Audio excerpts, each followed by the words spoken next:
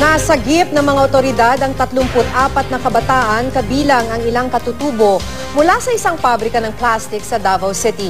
Pinagtatrabaho raw ang mga ito ng 12 oras kapalit ng 100 piso. Ayon sa mga batang nailigtas, nasa labag daw sa loob nila ang magtrabaho pero wala silang magawa dahil may utang pa raw sila sa kanilang amo.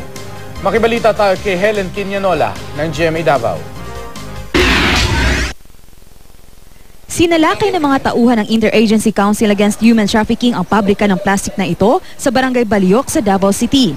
Tumambad sa kanila ang nanlilimahid ng mga kagamitan at mabahong paligid sa pabrika.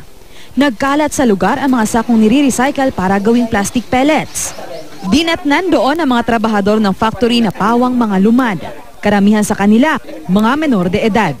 Some 12 hours daw from 7 to 7, 7 to 6 with only 100 pesos ang kanilang bayad.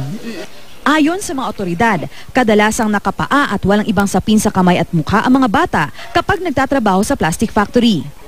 Ang maruming pabrika na rin ang nagsisilbing tulugan ng mga bata. Ayon sa kanila, hindi nila kagustuhang magtrabaho roon. Pero dahil may utang daw sila sa kanilang amo, wala silang magawa kundi manatili roon simula na kunin sila sa kanilang pamayanan sa bulubunduking bahagi ng lungsod at sa Bukidnon. Wala rin daw silang ibang mapagkakitaan dahil hindi naman sila nakatapos ng pag-aaral. Wala naghuman sa grade 5. Wala gid kay kini manggod akong kuan ginikanan si Latagaw. Tapos tapos unsa may pag interesado nako pag eskwela nga ing anak man.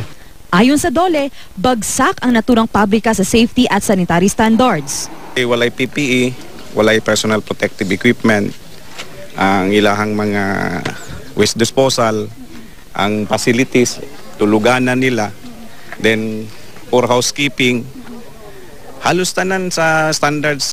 Paliwanag ng may-ari nito, may mga nakahanda namang safety gear para sa mga trabahador. Meron tayong issue ng mga bota.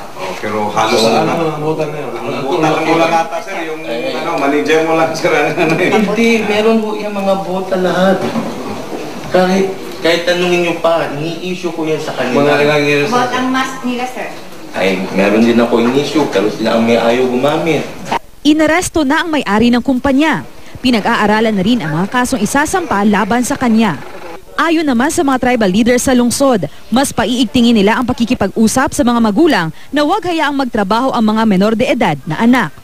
Isinailalim na sa medical check-up ang mga nareskyong kabataan. Helen Quinianola, Nagbabalita, Pilipinas.